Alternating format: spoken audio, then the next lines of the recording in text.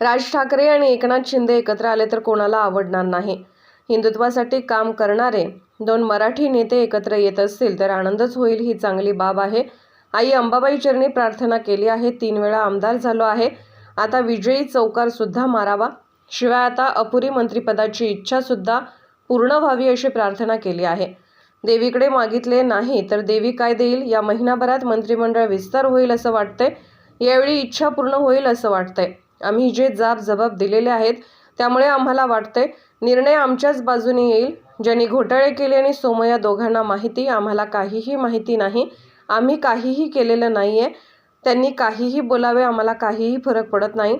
सिंधुदुर्गमधील पाणबुडीचा project कुठेही जाणार नाही असे मुख्यमंत्र्यांनी स्पष्ट सांगितले आहे। पहिलं तेच घालणार, दुसरं काय घालणार।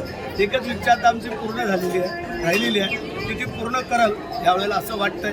यावेळेला जर आमचा प्रवास अजून लांबला, तुळजाभवानीला यावेळेला गेलो, अक्कलकोटला गेलो आणि आता महालक्ष्मी वाढले, थोडे 2-3 देव वाढले, त्यामुळे आता सगळे ताकद लावून ती पण इच्छा पूर्ण होईल असं वाटतंय।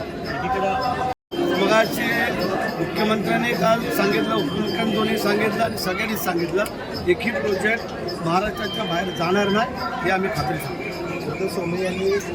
आता तिथं सगळ्यांचीच, आमच्या मतदारसंघातल्या लोकांची, कार्यकर्ते, पदाधिकाऱ्यांची, कुटुंब सगळ्यांचीच आहे। असं वाटतंय की या नवीन वर्षामध्ये, या पहिल्या महिन्यामध्ये कदाचित तुमच्याही पूर्ण होईल असा अंदाज वाटतो। काय झालं तुम्ही महादेवाला इतकं मोठं म्हणजे की भाजपमुळेच आम्ही काही घोटाळेबाजांविरोधात बोलत नाही असं देखील म्हटल्याशिवाय अनेक कोटींचे भ्रष्टाचार त्यामुळे सत्ताधाऱ्यांबरोबर त्यांना माहिती आणि ज्यांनी केलं असेल त्यांना माहिती। आम्ही तर काही केलेलंच नाही, तो आम्हाला काही तसा प्रश्न येत नाही, त्याच्यामुळे आम्हाला वाटतंय त्यांनी काही बोलावं, आम्हाला काय फरक पडणार। राज ठाकरे तो आमचं काही पहिलंच वर्ष नाही आहे।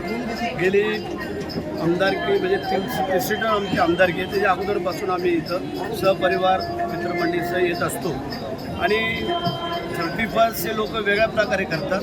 आमचा 31 पहिला साईबाबांच्या चरणी अखेरच्या दिवशी आणि फटच्या दिवशी महालक्ष्मी असा आमचा प्रवास असतो आणि आम्ही मनोभावे पूजा अर्चा करत असतो। त्या महाराष्ट्रात आमचं काम व्हावा, जे आत्ता आपले मुख्यमंत्री आहेत ते चांगलं काम करत आहेत, त्यांच्या हातून चांगली अजून सेवा व्हावी आणि आम्ही ज्या मतदारसंघाची सेवा करतोय 3 वेळेला केलेलं आहे। अजून एकदा विचार 4थ्या वेळेला चौकार मारायचा आणि ते आमची मागणी असते आणि असं म्हटलं गेलेलं आहे की देवळात जाऊन जर पाया पडलो नाही तर मग त्याचा उपयोग काय। त्याप्रमाणे देवाकडे जर काय मागितलं नाही तर देव देणार काय, आणि त्या प्रकारे आमची मागणी असते आणि त्याच्यात मतदारसंघातले लोक आमचे सुखी समाधान आनंद राहावं आणि आमच्या हातून आत्तापर्यंत झालेली चांगली कामं त्याच्याहीपेक्षा आणखी व्हावी, ही एक मनोकामना आईच्या चरणाजवळ आम्ही प्रार्थना। आता त्याचं जर मर्दांचं आहे तर मग तो आता ज्या वेळेला बोलतोय ते सगळं खोटं ठरतंय। तो जर मर्द असेल तर त्या मर्दाने एकदा तरी काहीतरी चमत्कार दाखवावा ना। आता गेले 1.5 वर्षामध्ये त्याच्याकडे काही चमत्कार झाला नाही आणि पुढेही काय होणार नाही असं मला पूर्ण खात्री आहे। सिंधुदुर्गात एकत्र आले तर गोगावलेला कसं 2 मराठी नेते जर एकत्र आले तर कोणाला आवडणार नाही। चांगली बाब आहे, हिंदुत्वाबद्दल जेवढे लोक एकत्र येत आहेत ते चांगली बाब आहे असं मला वाटतं।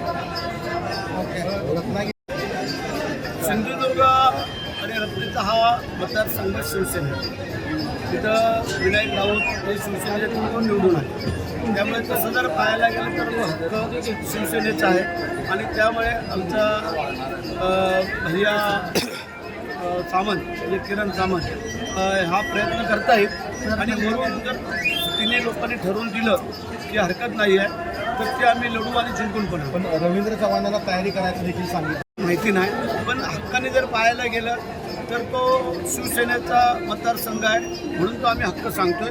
वरून ज्या वेळेला काही ठरलं ते आम्ही मान्य करतो। भेटी देखील होत आहे, त्या दिवशी मुख्यमंत्र्यांनी त्यांची बैठक झाली, मुख्यमंत्र्यांची माझी भेट झाली नाही या 4-5 दिवसात। तर आत्ता 5 तारखेला शासन आपल्या दारी आमच्या रायगडला आणि खास करून माझ्या मतदारसंघामध्ये लोणेरेला, तर त्यावेळेला येतील त्यावेळेला मी विचारतो आपला निरोप की साहेबांना की राज ठाकरेंनी आपलं काय चर्चा झाली आणि पुढं काय होणार आहे। गोगावले यांना तुमचे सरळ सांगा। मेरिटप्रमाणे आम्हाला असं वाटतं आणि जी आमची उलट तपासणी झाली त्यामध्ये आम्ही जे काही जाब दिलेले आहेत त्यामध्ये आम्हाला खात्री वाटते की निर्णय हा आमच्या बाजूने असावा असं मला वाटतं.